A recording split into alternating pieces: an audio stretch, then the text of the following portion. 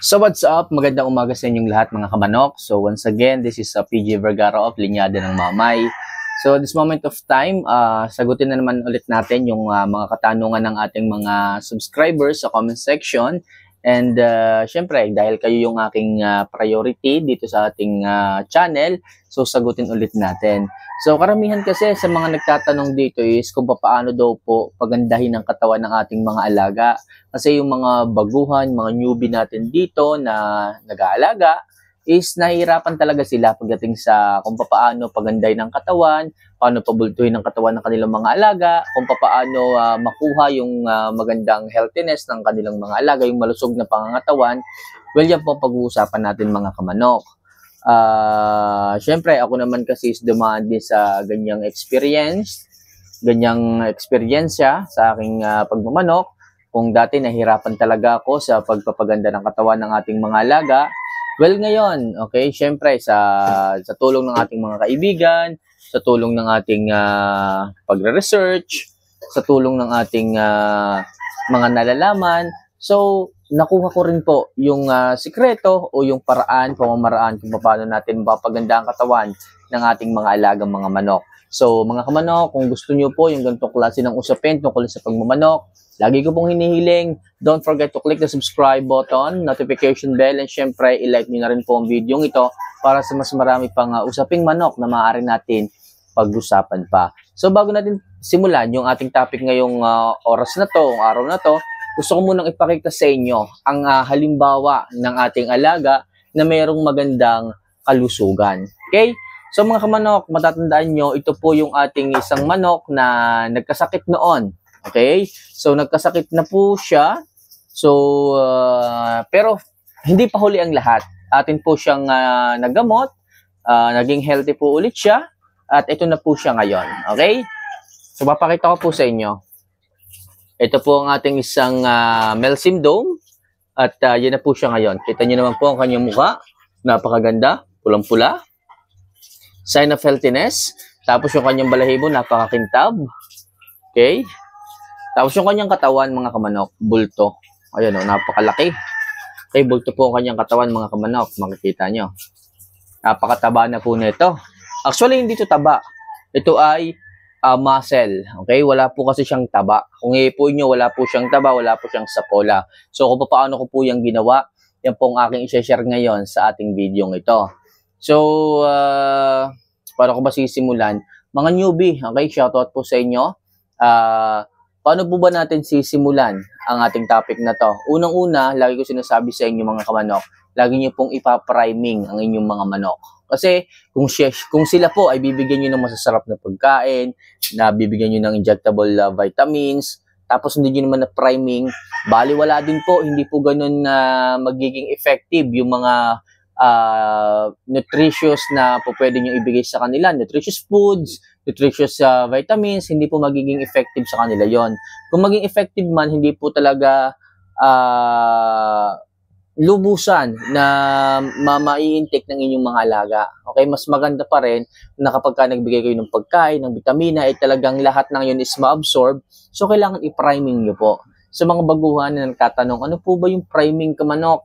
Ang priming po, yun po ay binubuo or compose po yun ng pagpapaligo, pagpupurga, okay, pagbabacterial flushing, and syempre, pagbibigay nyo ng injectable supplements. So, yun po yung tinatawag na priming mga kamanok. So, paano ba sisimulan yung priming? So, yun nga, kailangan i-check nyo po muna yung inyong mga alaga. Gaya po nito.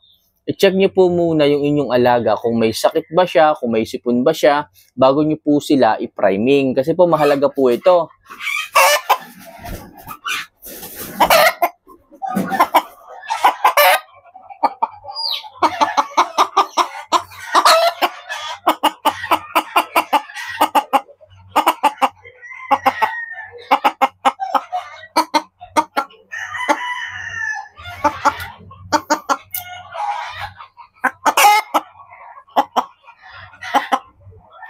So yun po mga kamanok, mahalaga po na i-check nyo po.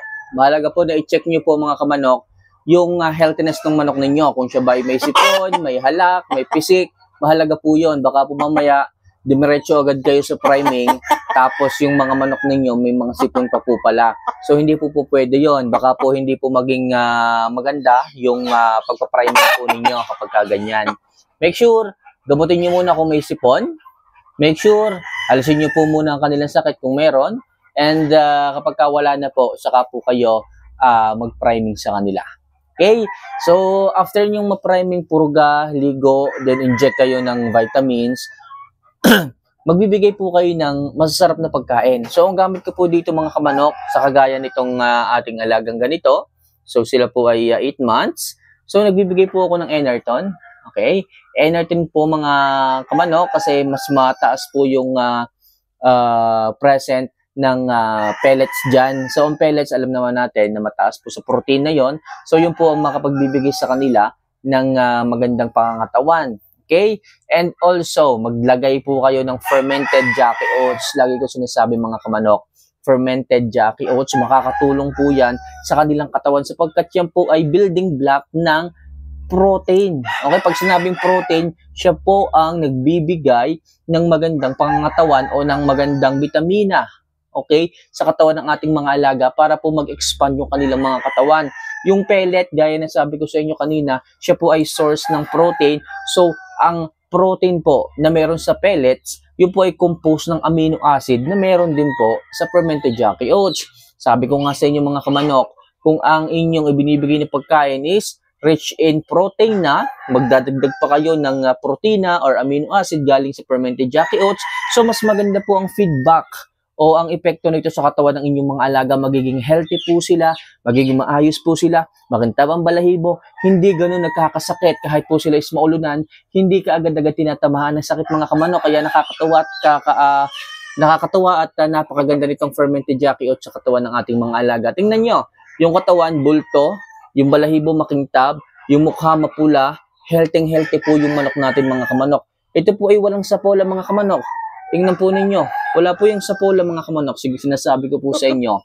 So, take note of this. Sa mga nagtatanong kung bakit daw po nagkakaparasite yung kanilang fermented Jackie Oats after nilang mag-ferment. So, make sure mga kamanok, ingatan nyo po yung binagbabara ninyo. Baka po kasi nalalagyan ng dumi. For example, kumuha kayo ng pagkain, tapos nalalagyan ng particles ng pagkain, possible talaga makakontaminate po yung fermented Jackie Oats. So, make sure malinis po yung inyong kutsarang ginagamit sa pagkuha ng fermented Jackie Oats. At the same time, ang gamitin nyo pong tubig dyan is mineral water. So, para po talagang malinis po ang inyong fermentation. Okay? So, after that, mga kamanok, magbigay lang kayo ng tamang takal o measure ng pagkain sa kanila. Hindi po kayo dinadamihan nyo yung pagkain nila at hindi naman nauubos, mabilis silang tataba, hindi po. So, meron po tayong measurement, proper measurement pagdating sa kanila. So, kapag ganito po ang size, ito po mga kamanok ay hindi ganun kalakihang manok. So, binibigay ko po sa kanila is 35 grams lamang. So, kahit po yan ay 35 grams lamang, so, makukuha na po nila yung protein intake nila sa isang araw at sigurado po ma-sustain na po ng katawan nila yung vitamins na meron doon sa 35 grams.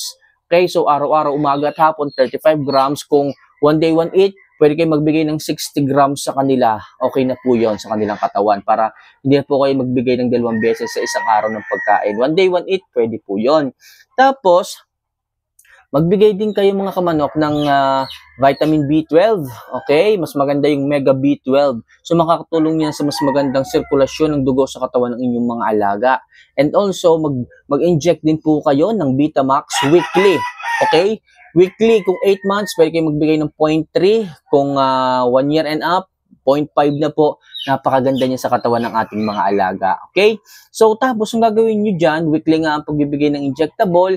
Tapos, ang pagkain kailangan nauubos, mabilis na uubos. Yung tubig, kailangan meron din po silang source ng malinis na tubig. Huwag kayong papayag na nakakain nga sila, nakatuka nga sila, naubos nga nila yung pagkain, tapos wala namang tubig. And make sure mga kamanok, ang tubig nilalagay po sa lilim ng araw. Okay, sa lilim na hindi nasisikatan ng araw kasi possible magkahalak, magkasipon ng manok kapag nakainom sila ng tubig na nainitan ng sikat ng araw. So, ganyan lang ginagawa ko. Monthly ang purga. Gumagamit ako ng astig, dewormer, para sa kanila at nakikita ko, gumaganda yung kanilang katawan. Okay? Compare doon sa mga manok na talagang binibigyan ng masasarap na pagkain. Okay, magastos na. Pero yung sa atin, simple lang pero makukuha na nila yung ganda ng katawan na gusto po natin. Ganyan lang po ang marami kong mga kamanok. Okay, simpleng-simple at nakikita ko napakaganda po ng feedback sa katawan ng ating mga alaga. So kagaya po nitong hawak ko, napakaganda po at napakalusog, napaka-healthy. So wala na po siyang sakit, wala na po siyang sipon at masasabi ko na napakaayos na pong manok nito. Alright? So yun lang mga kamanok, so yun lang po ang aking masasabi at aking mai-share sa ngayon.